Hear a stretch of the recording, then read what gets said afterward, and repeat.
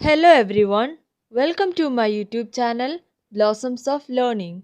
Today in this video, I am going to explain the poem Because I Could Not Stop for Death, written by one of the 19th century American poets, Emily Dickinson.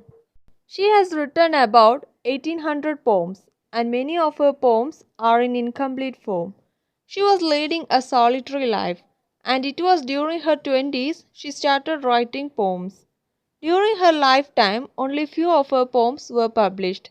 Some of her poems are There is a certain slant of light, Success is counted sweetest, I am nobody, who are you, etc. The poem Because I Could Not Stop for Death, which we are going to learn now, is about death. In this poem, the death is not considered as something dreadful. Instead, the death is personified here. Death is personified as someone who is very gentle, who took the speaker in his carriage. Now, let's see the explanation of the poem.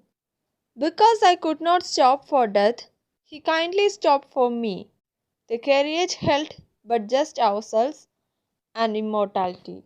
So here, the speaker was not able to stop for death. So the personified death kindly stopped for her. The personified death was arrived in a carriage and picked up the speaker in his carriage. In that carriage, there were only the speaker, death, and immortality. Now, see the next stanza. We slowly drove, he knew no haste, and I had put away my labor and my leisure too for his civility.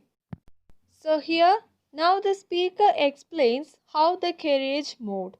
They drove very slowly without any hurry. The speaker gave up all her works, her pleasures, and everything for this death, who was very gentle towards her. So here, the death was not forcefully taking her away, and the speaker was not at all worried to go with death.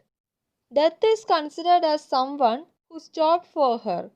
So the speaker thought that she ought to give up all her pleasures and enter in his carriage and go with him. Now see the next stanza.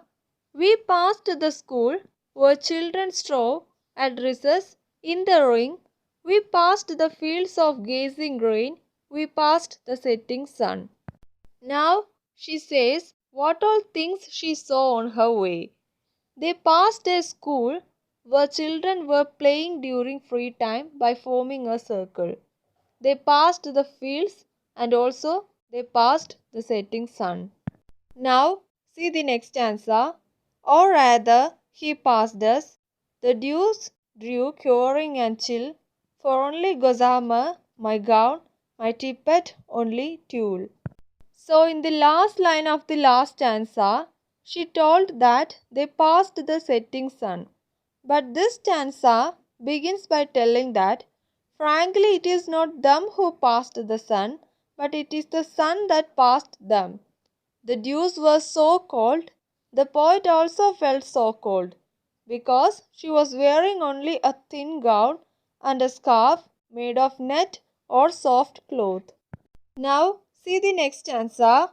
We paused before a house that seemed a swelling of the ground. The roof was scarcely visible, the cornice in the ground. So here cornice means a sort of decoration which can be seen at the top of the wall. So finally they stopped before a house. So here in this line we can see that we paused before a house that seemed a swelling of the ground.